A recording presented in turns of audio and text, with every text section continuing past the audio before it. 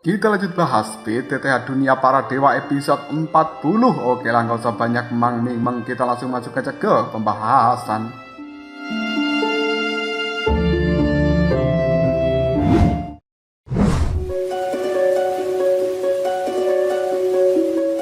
Zanlao kali ini telah memberitahukan pada Soyen apabila dia sudah menyelesaikan pelatihan tentang alkemisnya harus segera pergi menuju lantai kedua untuk mendapatkan teknik Dao yang baru. Mendengarkan hal seperti itu, Soyen hanya bisa tersenyum sementara tubuh dari Zanlao berkelebat menghilang dari ruangan ini. Soyen yang tidak ingin membuang-buang waktu lagi langsung duduk bersila melihat banyaknya berbagai bahan obat di dalam tempat ini. Dia tidak bisa menahan diri untuk tersenyum dan kemudian melambaikan tangannya. Kuali kayu api ini telah langsung muncul di hadapan dari Soyen. Tanpa ragu lagi, Soyen mengambil berbagai bahan obat yang berada di dalam tempat ini untuk langsung dimurnikan di dalam kuali kayu api itu. Soyen kemudian juga mengeluarkan gulungan pemberian dari Xiaolong, dan itu adalah gulungan untuk membuat pil obat tingkat pertama Kaisar. Soyen juga telah menggunakan kekuatan api suci kekacauan yang sudah digabungkan dengan kekuatan api surgawi ledakan bumi. Proses pemurniannya bisa dibilang meningkat cukup pesat.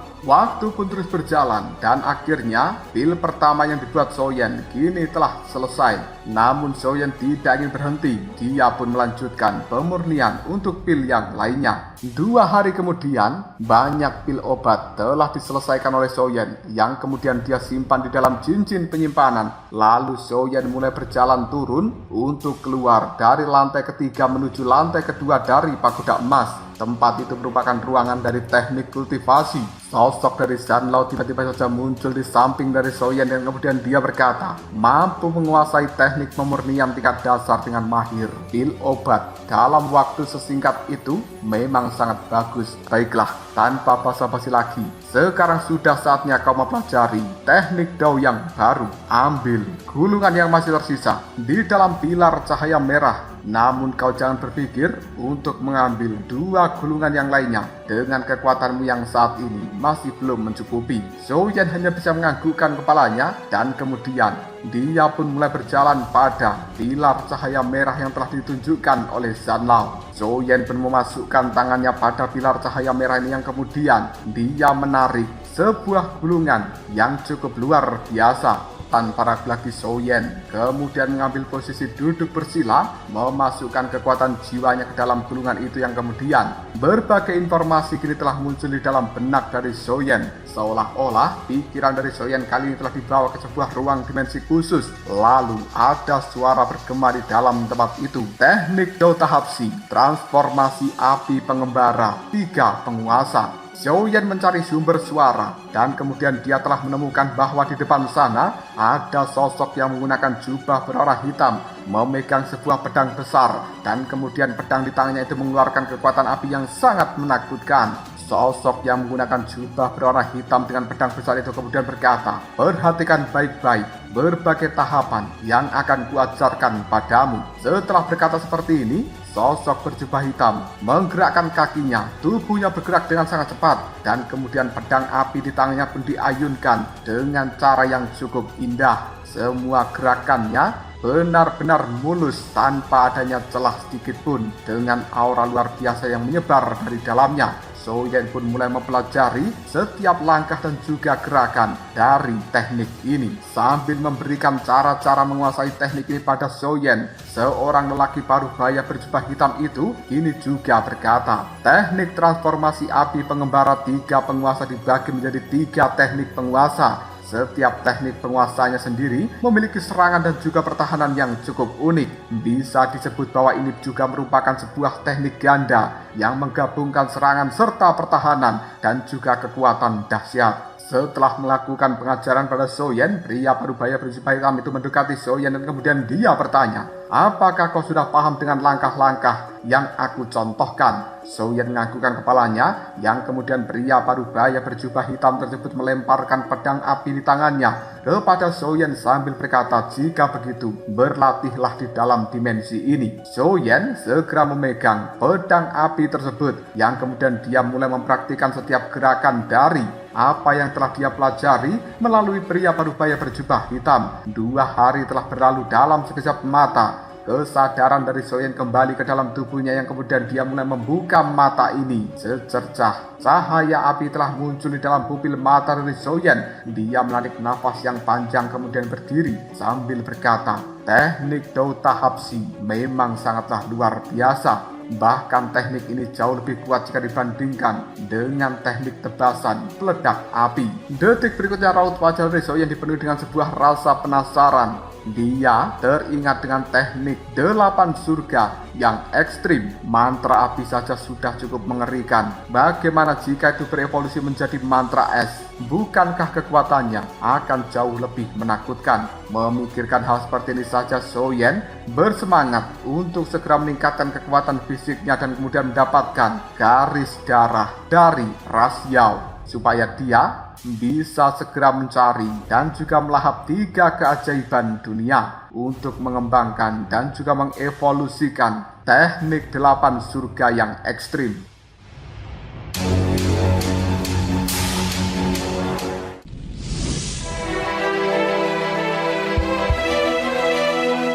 Detik berikutnya Soyen mengambil pedang berat kuno api surgawi miliknya dan dia akan mempraktekkan teknik yang baru saja dia pelajari di dalam dunia nyata. Setelah Soyen melatih selama kurang lebih 3 kali, dia pun berhenti karena ternyata menggunakan teknik ini di dalam dunia nyata terlalu cepat menguras energi di dalam tubuh Soyen. Selanjutnya Soyen duduk bersila, memulihkan kekuatan di dalam tubuhnya. Detik berikutnya Soyen melambaikan tangan, sebuah buku kecil kini telah muncul. Itu adalah buku pemberian dari King Haoran, yang tidak lain adalah Seni Roh Darah. Soyen melihat pada buku kecil ini dan juga sangat penasaran dengan pelatihan yang bisa meningkatkan kekuatan jiwanya, karena perjalanan menuju kota Juki masih membutuhkan waktu yang tidak sebentar. Maka dari Soyen menghabiskan sisa waktu ini untuk mempelajari Seni Roh Darah. Begitu Soyen membuka buku kecil yang berada di tangannya, sebuah kekuatan aneh langsung menembus pikiran Soyen, menyebabkan tubuhnya bergetar. Dan seketika kesadaran dari Soyen seolah-olah dibawa ke sebuah dimensi yang lain. Bahkan garis darah yang berada di dalam tubuh Soyen pun bergetar dengan cara spontan. Lalu, pung! Kabut merah secara bersamaan merembes keluar dari kulit Soyen yang kemudian menyelimuti seluruh tubuhnya ini. Bahkan roh hantu yang berada di dalam tubuh Soyen tiba-tiba juga menunjukkan sebuah anomali. Hal ini menyebabkan Soyen tidak memiliki sebuah persiapan apapun, tanpa sadar merasakan ketakutan. Roh hantu yang selama ini diam di dalam tubuhnya dan tidak pernah bergerak sembarangan tiba-tiba menunjukkan sebuah sikap yang aneh, membuat Soyen menjadi sangat waspada. Dan anomali yang ditunjukkan roh hantu itu seolah-olah dia memiliki sedikit ketakutan dengan seni roh darah yang dikeluarkan oleh Soyen. Setelah beberapa saat, pada akhirnya roh hantu kembali tenang dan Soyen menenggelamkan diri dalam kultivasi pelatihan seni roh darah. Sekitar 2 hari, Soyen perlahan keluar dari dalam kultivasinya itu dan terkejut saat menemukan bahwa kekuatan jiwanya sedikit meningkat. Soyen teringat dengan perkataan dari King Haoran ketika memberikan buku kecil ini. Dia mengatakan bahwa seni roh darah hanya bisa dikultivasikan dengan melahap roh hantu. Namun sekarang dia baru menggunakan seni roh darah selama 2 hari dan samar-samar merasakan sedikit peningkatan kekuatan jiwa. Soyen teringat dengan keanehan roh hantu yang ditunjukkan pada awal di dalam tubuhnya ketika Soyen akan mempelajari seni roh darah ini. Mungkinkah roh hantu itu takut jika Soyen melahapnya? Namun Soyen sama sekali tidak memiliki sebuah pemikiran untuk melahap roh hantu ini, dan dia yakin jika Soyan tekun berlatih setiap harinya, maka kekuatan jiwanya juga pasti meningkat tanpa harus melahap roh hantu. Zanlao tiba-tiba saja muncul di samping dari Soyan, kemudian dia berkata, "Bocah sialan, kau bahkan juga mendapatkan sebuah teknik untuk bisa meningkatkan kekuatan jiwamu. Ini adalah hal yang luar biasa. Teruslah berlatih setiap harinya." Soyan hanya bisa menganggukkan kepalanya, dan kemudian dia berkata, "Zanlao, mungkin aku harus segera keluar dari dalam pagoda emas ini. Sudah hampir waktunya untuk mencapai kota Juki." Zanlao hanya bisa menimpali, "Baiklah, pergilah." Setelah berpamitan, Soyan pun segera meninggalkan pagoda emas. Soyan yang masih berada di atas punggung dari burung dunia bawah ini melambaikan tangannya yang kemudian memasukkan kembali pagoda emas itu ke dalam cincin penyimpanan. Soyan kemudian menghilangkan batasan kekuatan jiwa sebelumnya yang menyelimuti ruang kabin di atas burung dunia bawah ini. Tiba-tiba saja seorang pengemudi dari burung dunia bawah ini berkata, "Tuan, kita telah sampai di kota Juki." Mendengarkan suara dari pengemudi burung dunia bawah itu, Soyan segera keluar dari dalam kabin tersebut, dan dia melihat sebuah kota di depan sana yang nampak sangat megah. Ini adalah pertama kalinya bagi Soyan melihat sebuah kota sebesar itu dengan gedung-gedung yang menjulang tinggi ke langit, membentang ke cakrawala seolah tidak berujung. Soyan bertanya kepada pengemudi dari burung dunia bawah, "Bolehkah aku bertanya, kita sudah sampai di distrik yang mana?" Pemuda yang merupakan pengemudi dari burung dunia bawah itu pun berkata, "Kita sudah sampai pada distrik Ras Iblis. Karena kita berangkat dari ibu kota iblis, tentu saja secara alami kita akan memasuki pada wilayah Ras Iblis." Soyan kemudian berkata, "Tapi aku saat ini ingin pergi ke distrik Ras Manusia. Bagaimana caranya aku sampai ke sana?" Pemuda yang merupakan pengemudi dari burung dunia bawah ini mengatakan, "Setelah Tuan memasuki kota, pergilah ke arah timur dan kemudian Anda akan menemukan portal teleportasi lubang cacing di sana. Menggunakan portal tersebut Anda bisa langsung pergi ke distrik Ras Manusia." Soyan kemudian berkata, "Baiklah, terima kasih banyak atas informasinya." Segera setelah itu Soyan melompat turun dari burung dunia bawah tersebut, dan dia mulai berjalan menuju keramaian, pergi ke arah timur sesuai dengan yang dijelaskan oleh pengemudi burung dunia bawah.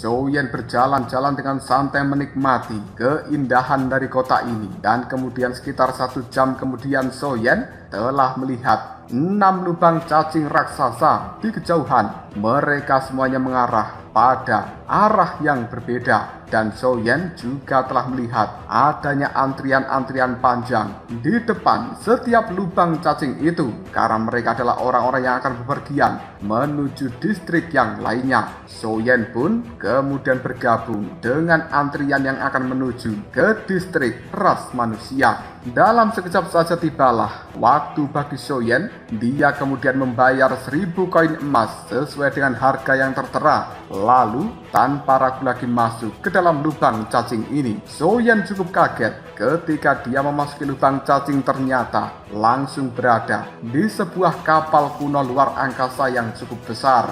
Ini adalah alat yang akan digunakan untuk menyeberangi lubang cacing. Soyan pun menikmati perjalanan di dalam lubang cacing ini menggunakan kapal kuno tersebut. Dalam kurun waktu kurang dari 1 jam, Soyan kini telah tiba di distrik Ras Manusia, dan dia kemudian mulai berkata, seperti yang diharapkan dari lubang cacing terbaik dan juga tercepat. Setelah tiba di distrik dari Ras Manusia, Soyan melihat bangunan-bangunan kuno yang cukup tinggi dan besar. Di dalam tempat itu membuatnya sangat takjub. Kota Juki memang sesuai dengan reputasinya, kata Soyan. Dia mulai berjalan-jalan di dalam kota ini dan menyaksikan berbagai hal-hal yang luar biasa. Akhirnya Soyan telah tiba di depan sebuah gedung yang bertuliskan Pavilion Pengumpul Harta Karun. Ini adalah sebuah tempat yang memiliki reputasi luar biasa di wilayah Ras Manusia. Soyen ragu-ragu sejenak sebelum pada akhirnya dia melangkahkan kaki untuk masuk ke dalam pavilion pengumpul harta karun itu. Setelah memasuki tempat ini, Soyen dibuat cukup keheranan karena dia bisa menyaksikan adanya bahan-bahan untuk pembuatan pil obat, serta pil obat itu sendiri, senjata, inti binatang iblis, teknik Dao, dan juga segala sesuatu yang nampaknya sangat komplit. Pada akhirnya pandangan mata Soyen tertuju kepada tempat penjualan bahan-bahan obat. Dia pun berjalan menuju tempat itu. Soyen menunjuk salah satu bahan yang memiliki warna biru dan dia berkata, "Pak, tolong izinkan aku melihat bahan obat ini." Pelayan toko itu yang merupakan seorang pria parubaya tidak segera mengambilkan benda yang dimaksud Soyen. Malah tatapan matanya tampak meremehkan dan kemudian dia berkata, "Apakah kau yakin ingin melihat ranting yang berwarna biru ini?" Soyen hanya bisa menganggukkan kepalanya. Dan detik berikutnya, pria parubaya penjual itu pun kembali berkata, "Tuan muda, apakah Anda hanya melihat-lihat atau ingin beli? Jika Anda ingin membelinya, maka harganya adalah 500 koin tanda naga. Namun jika Anda hanya melihat-lihat, lebih baik segera tinggalkan tempat ini." Soyen kemudian menimpali, "Biarkan aku melihat-lihat dulu. Jika barangnya bagus, maka aku akan membelinya." Pria parubaya penjual itu tidak menyangka apabila Soyen akan berani menjawab dengan kata-kata seperti itu.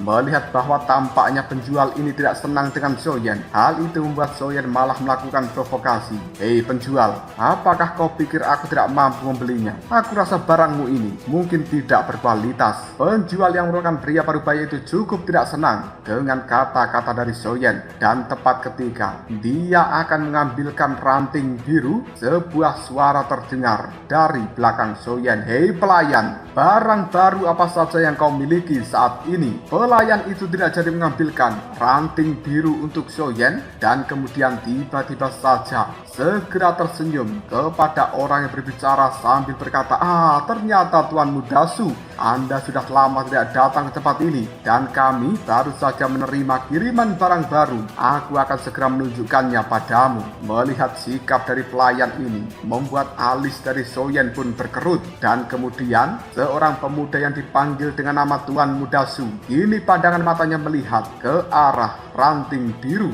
yang tadi benda ini akan dibeli oleh Soyen. Tuan Mudasu kemudian berkata, "Oh, ranting biru ya? Lumayan, aku akan mengambil benda ini. Bungkuskan untukku." Pandangan mata dari Soyen melirik pada Tuan Mudasu dan kemudian dia mengetahui bahwa orang ini hanya memiliki kekuatan di tahap akhir bintang 3 Dodi. Namun Soyen juga paham sepertinya bocah yang bernama Tuan Mudasu ini berasal dari keluarga kaya. Dia datang dengan 2 pengawal pria parubaya. Penjual itu pun kemudian mengatakan, "Baiklah Tuan Mudasu, aku akan segera membungkuskannya untuk dirimu." Ketika petugas ini akan mengambil ranting biru untuk Tuan Mudasu, tiba-tiba saja Soyen berkata, "Tunggu dulu Tuan Muda, mohon maaf, ranting biru ini adalah benda yang sudah aku pesan." Tuan Mudasu menimpali perkataan dari Soyen. "Lalu kenapa? Jika itu adalah benda yang sudah kau pesan, apakah itu berarti harus menjadi milikmu?" "Pelayan, bagaimana menurutmu? Dia hanya memesannya, bukan berarti menjadi miliknya, bukan?" Pelayan itu sambil tersenyum berkata, "Benar-benar, ranting biru meskipun sudah dipesan, tapi bukan berarti akan menjadi orang yang sudah memesannya lebih dulu."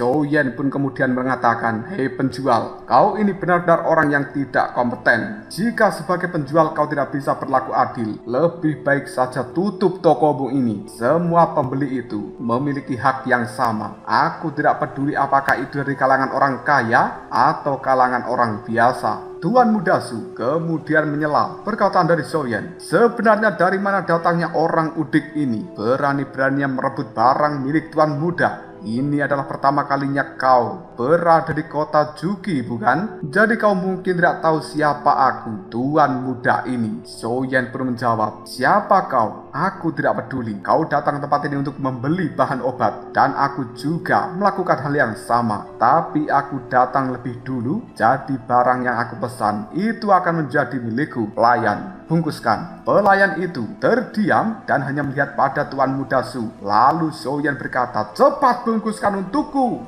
Mendengarkan teriakan dari Soyen membuat wajah pelayan yang pria parubaya ini langsung ketakutan. Sementara Tuan Muda Su segera mengatakan, hei bocah, kau benar-benar serius ya? Kau bahkan tidak bertanya siapa Tuan Muda. Di tempat ini hanya ada sedikit orang yang berani merebut barang dariku. Dan hari ini, ranting biru itu akan tetap menjadi milikku. Aku akan menawar dengan harga 600 koin tanda naga. Bagaimana? Apakah kau berani bersaing harga denganku? Kau hanyalah orang miskin, pasti tidak punya uang sebanyak itu. Soyen menyipitkan matanya, yang kemudian dia mengeluarkan kantong koin dari dalam cincin penyimpanan. Lalu dia meletakkannya di meja sambil berkata, 99.000 koin emas. Tuan Muda Su langsung tertawa.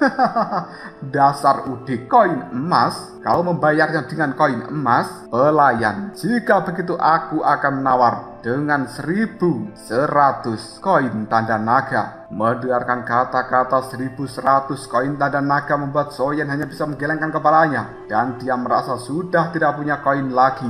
Lalu Soyen kepikiran dengan inti binatang iblis bintang 6 dodi pemberian dari King Haoran. Tanpa ragu lagi Soyen langsung mengeluarkan inti binatang iblis bintang 6 dodi tersebut. Cahaya merah dan juga aura yang cukup menakutkan menyebar dari dalamnya, membuat semua orang yang berada di dalam toko ini perhatiannya langsung tertarik pada cahaya merah itu. Mereka kemudian mulai berkerumun dan melihat dengan pandangan mata yang cukup takjub kepada inti binatang iblis bintang 6 tersebut. Salah seorang kemudian berkata kepada orang yang berada di sebelahnya, manajer, orang ini pasti keturunan dari keluarga terkemuka yang baru pertama kali mengunjungi kota Jugi. Jika tidak, kenapa dia membawa inti dari binatang iblis bintang 6 dodi ke sini untuk membeli bahan obat? Seorang pria parubaya yang berada di sebelahnya kemudian berkata, diamlah, jangan banyak berbicara. Di sisi lain raut wajah dari Tuan Muda Su cukup tercengang. Dia tidak menyangka bahwa Soyen akan membawa benda seperti ini, dan itu bukan sesuatu yang bisa dibandingkan dengan koin tanda naga. Kesombongan dari Tuan Muda Su seolah-olah langsung lenyap begitu saja. Tuan Muda Su yang merasa cukup malu dan tidak lagi bisa bersaing dengan Soyen, dia pun pergi begitu saja. Sementara pelayan di tempat ini yang merupakan pria parubaya langsung pucat. Dia dengan hati-hati membungkuskan ranting biru ke dalam sebuah kotak dan diberikan pada Soyen. Namun Soyen malah tidak menerima ranting biru itu. Dia kembali menyimpan koin emas dan juga inti binatang iblis bintang 6 dodi. Lalu Soyen berbalik pergi meninggalkan toko ini. Sang pelayan ketika melihat hal itu buru-buru memanggil, Tuan Muda,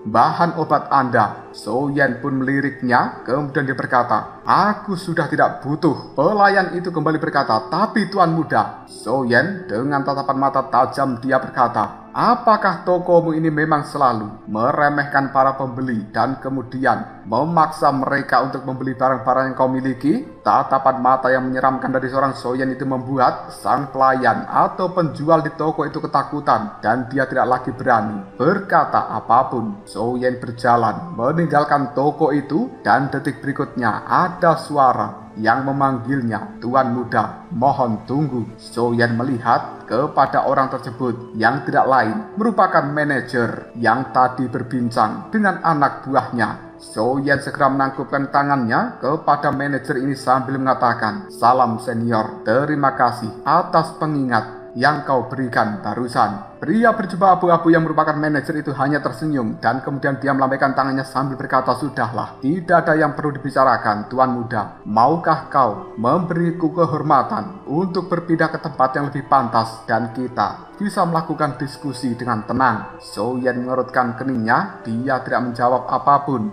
Namun Soyen harus tetap berhati-hati dengan orang yang baru pertama dikenalnya. Melihat ekspresi kewaspadaan dari seorang Soyen, manajer itu kemudian segera mengatakan, mari berkenalan. Namaku adalah Le Shaolong. aku merupakan manajer dari rumah lelang Dasang. Soyen pun kemudian berkata, senang bertemu dengan Anda. Apa yang ingin senior bicarakan dengan junior ini?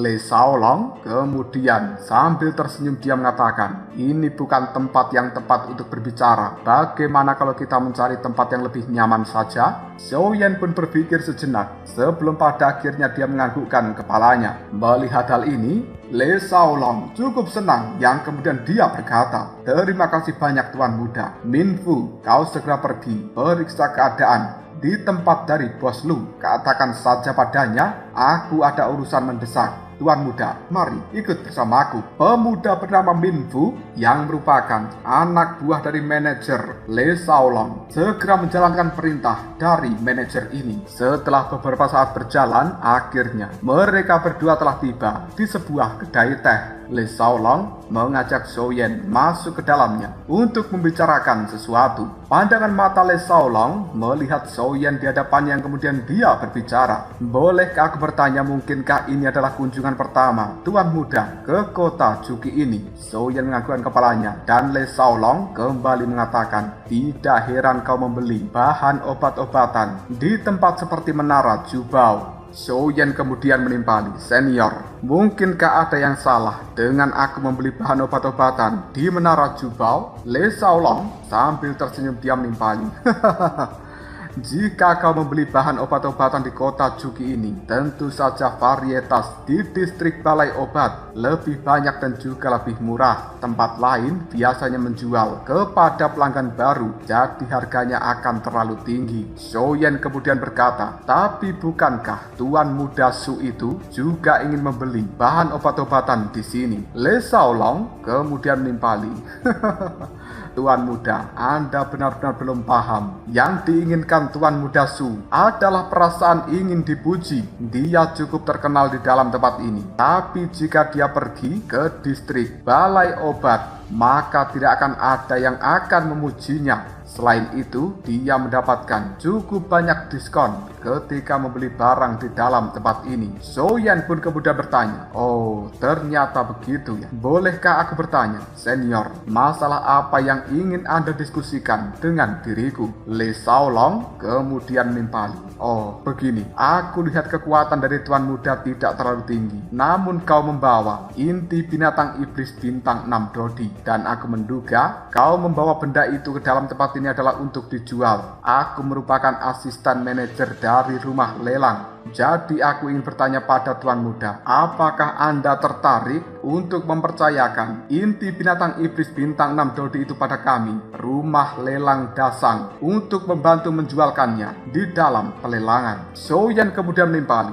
mohon maaf, sebelumnya memang aku ingin menjual benda ini, tapi setelah kupikir-pikir, inti binatang iblis ini sangatlah berharga bagi junior, dan aku sudah memutuskan untuk tidak menjualnya. Le Shaolong lalu mengatakan, tuan muda, kau bisa menghasilkan inti binatang iblis bintang 6 Dodi. Kau pasti berasal dari keluarga terkemuka. Inti binatang iblis bintang 6 Dodi seharusnya tidak dianggap sebagai harta karun yang terlalu tinggi bagi tuan muda, bukan? Xiaoyan hanya menggelengkan kepalanya. Senior salah. Aku adalah Xiaoyan, bukan berasal dari keluarga terkemuka manapun. Le Shaolong menyipitkan matanya dan kemudian dia berkata, Xiaoyan, kau bilang tadi namamu Xiaoyan? Apakah kau adalah tuan muda Xiaoyan yang berasal dari provinsi Kaisar? Tepatnya adalah klan Xiao. Dan apakah kau juga merupakan Xiaoyan yang sudah mengembalikan token iblis darah pada klan iblis darah? Mendengarkan kata-kata seperti ini, Xiaoyan pun langsung terkejut. Bagaimana bisa masalah itu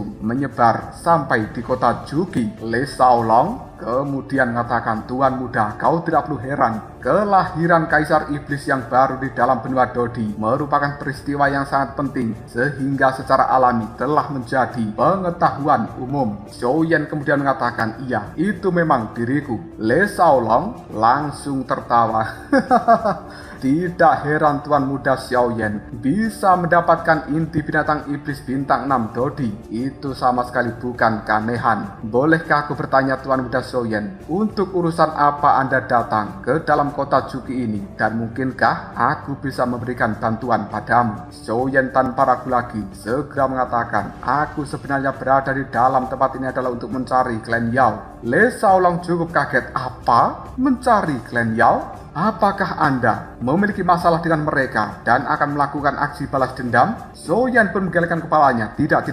Aku di tempat ini adalah untuk meminta bantuan klan Yao untuk menemukan cara membangkitkan jiwa dari leluhurku, Le Shaolong. Sambil menatap Xiaoyan, jika begitu aku sarankan Anda jangan mencari mereka di kota. Apakah Anda tahu siapa Tuan Muda Su yang baru saja berselisih denganmu? Xiaoyan menimpali. Mungkinkah orang itu berasal dari klan Yao? Le Shaolong hanya menganggukkan kepalanya. Raut wajah Xiaoyan telah berubah menjadi sangat jelek, dan kemudian Le Shaolong tiba-tiba tersenyum sambil mengatakan, tapi Tuan Muda Xiaoyan tidak perlu khawatir. Setauku, untuk meminta harta karun dari klan Yao, Anda harus pergi ke markas mereka yang ada di pegunungan Binan.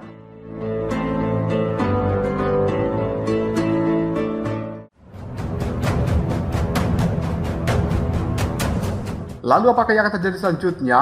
Mungkinkah Xiaoyan akan benar-benar pergi menuju pegunungan Binan itu yang merupakan markas utama dari klan Yao? Jika kalian penasaran, tunggu aja jawabannya di next video. Ngobrol Shop.